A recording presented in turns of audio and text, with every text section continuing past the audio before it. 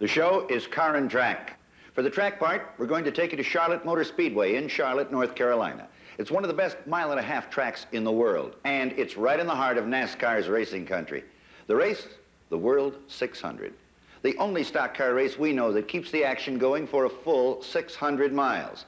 It's 100 miles longer than Daytona, Indianapolis, and Riverside, and 100 miles tougher on the cars and the men who drive them. It hasn't been the best year that the good old boys of NASCAR remember. The Ford Motor Company pulled their money out of racing early in the season.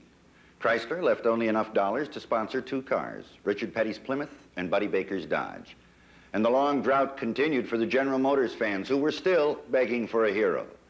And just to spice the cake, NASCAR boss Bill France, the czar of Southern motorsports, imposed carburetor restrictor plates on all Grand National stock cars. You see, speeds were approaching man's limitations. There had been too many blown engines and too many bad wrecks. Well, the plates would fix all that. But they'd also kill engine development and provoke some questions about fairness. It looked like a whole new ball game. Then came the 12th annual World 600 at Charlotte Motor Speedway. It's the longest stock car race in the world, and maybe, just maybe, this one would mark the beginning of a new era. Despite threatening skies, the fans flocked to the Speedway as they never have before. 78,000 strong, shattering all previous attendance records. There are the usual Ford fans and Plymouth fans, the Mercury Rooters, and the Dodge boys.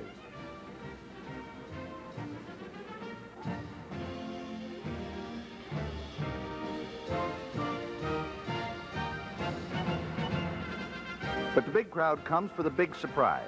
Sergeant Charlie Glotzbach had walked away from the qualifying field to put his Junior Johnson-prepared Chevrolet, that's right, Chevrolet, on the pole. His speed, a blistering 157.788 miles an hour.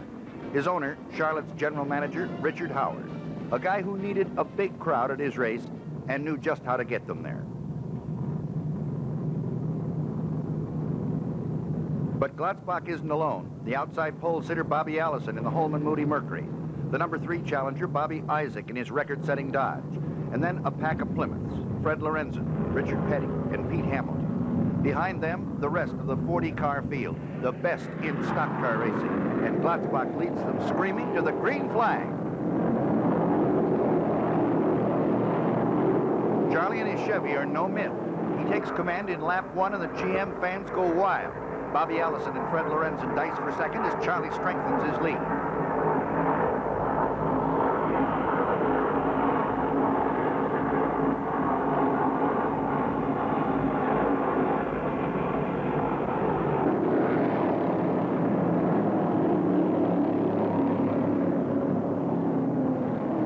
They fly by the start-finish line with the white number 3 Chevy running sweet and strong.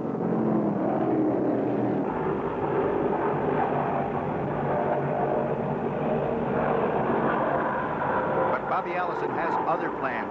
It looks like his Holman Moody Mercury will run with the mystery Chevy. Charlotte's going to see some real racing today. It's Glotzbach, Allison, and Lorenzen.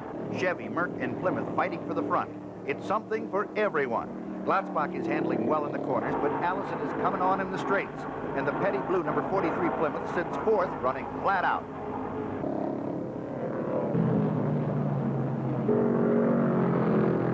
It's lap 15, and hold everything. Havoc in turn 4.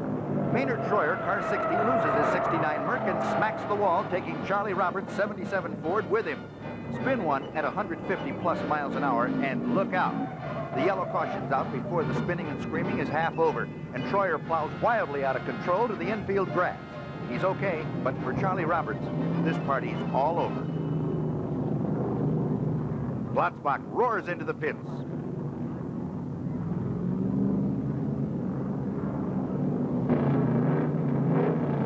Bobby Allison's right behind him. It's all a blur as the pit crews swap rubber and spill gas. The leaders are in and out as the pits fill with the rest of the field.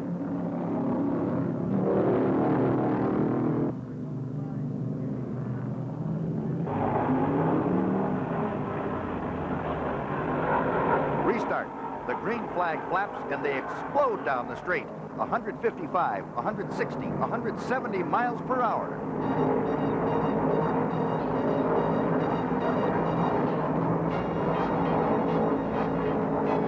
Three abreast, Allison on the inside, Glotzbach in the middle, and on the outside, James Hilton. This is real racing. Bobby Allison's number 12 is a pretty sight to the Mercury fans as he leads Glotzbach through turn 4. That's Hilton and Dave Marcus in the 3rd and 4th spots.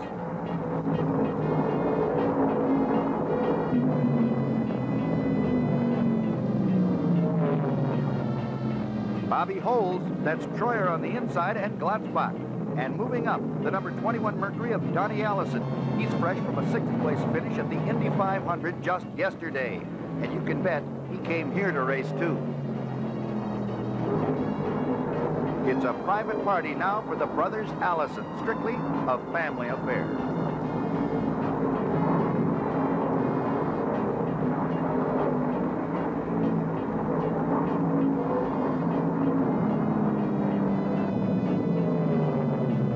Sergeant Charlie and the Chevy haven't left the running. It's just pit stop time for him.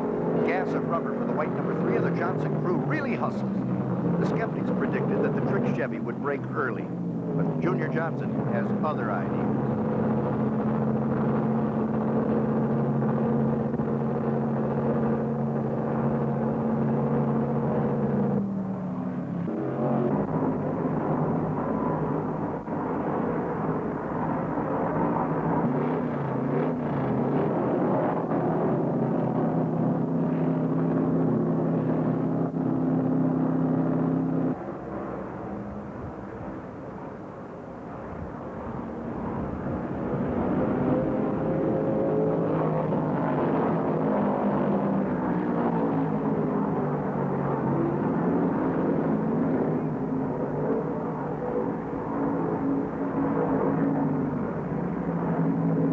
Bobby Allison is back in the lead with Charlie Glotzbach pushing his rear bumper.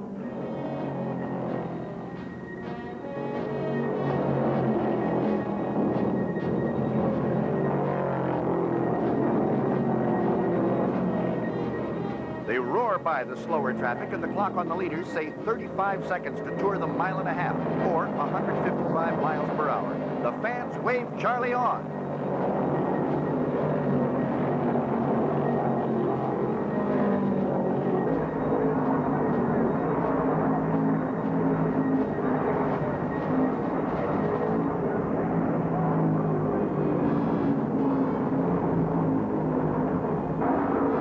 Glotzbach slips past Bobby to take the lead. It doesn't look like the Chevy is tired at all, and Allison's got to work even harder now.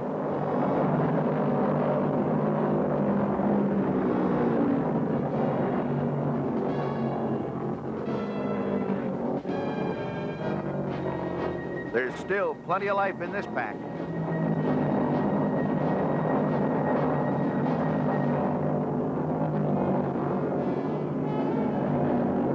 Don't forget Donnie Allison.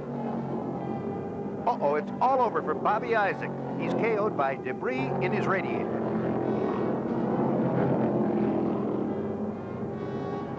Allison and Glotzbach pick up the pace, and Allison noses into the lead.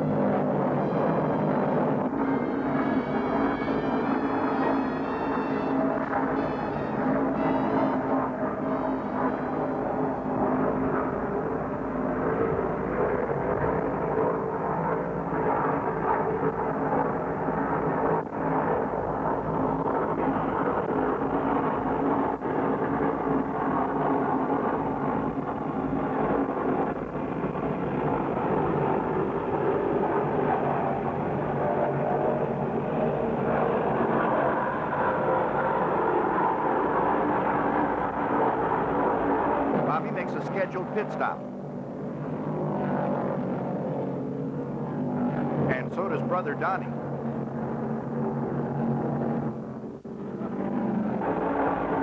They're in, out, and ready to race.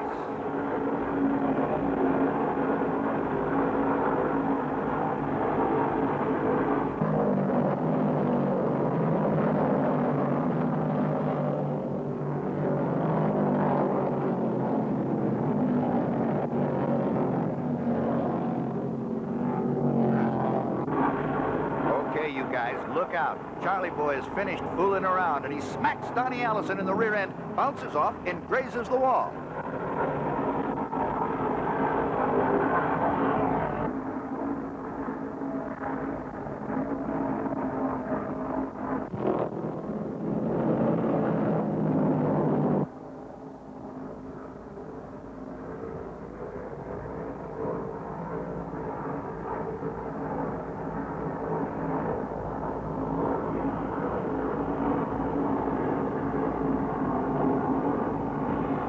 Charlie has the lead now, and he's holding it.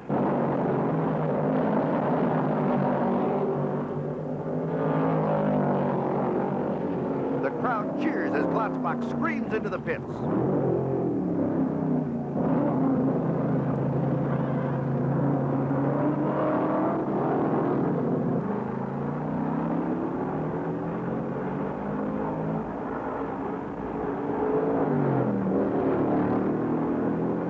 On lap 235, Ron Keselowski, number 88, comes in with a broken front wheel.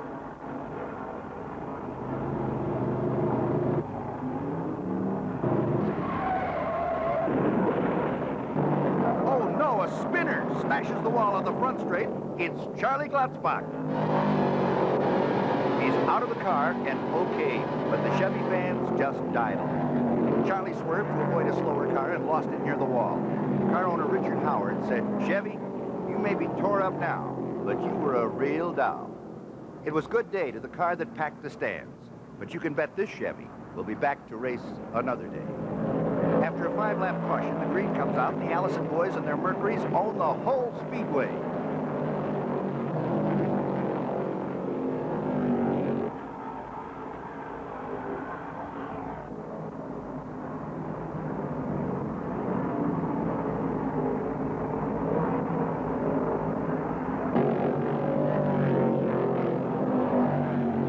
Bobby and Donnie dice side by side for the lead, but the scoreboard tells us it's all Bobby's. Donnie has fallen 1 lap behind and is now second. And 2 laps down from the leaders are Pete Hamilton, number 6, and Richard Petty in 43, fighting it out for third.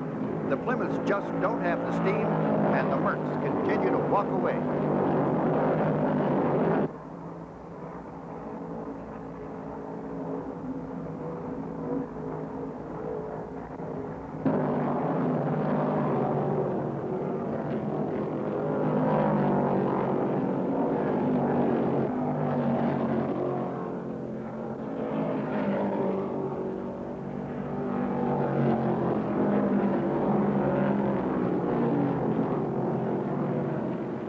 Suddenly, the caution flag is out again. Number 93, Richard Brown, stuffs his Chevy into the wall in turn 2, spilling oil all over the track.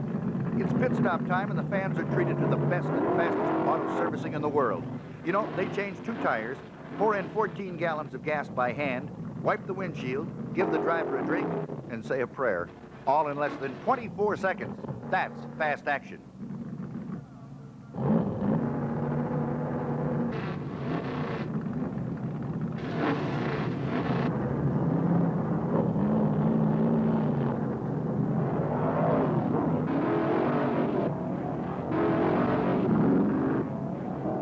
Hey, here's the famous country singer Marty Robbins in a Dodge. The green flag is out, and they're at it again.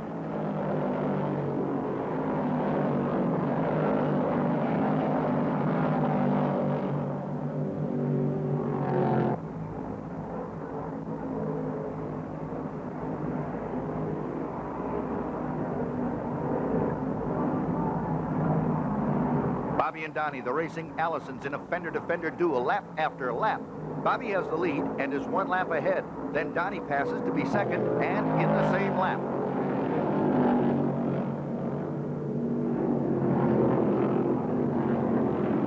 It's Bobby first, Donnie second, Hamilton third, and Petty fourth.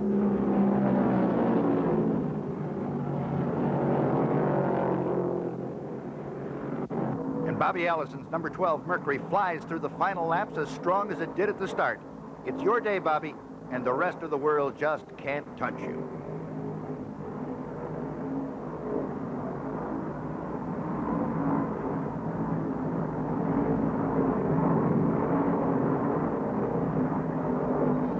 The white white flag signals 1 lap to go.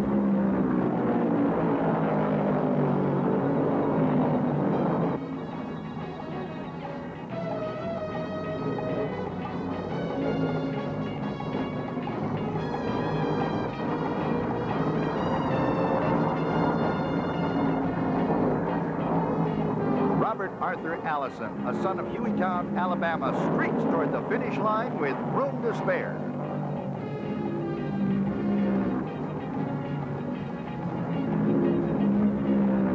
Charlotte's checkered flag is his. It's a sweet victory for Bobby, who's finished second to his brother 4 times. His average speed, 140 plus, the fastest 600 ever. His paycheck, almost $30,000. Allison outlasted the Chevrolet, and the GM fans still wonder if he could have outraced it. But this World 600 is history.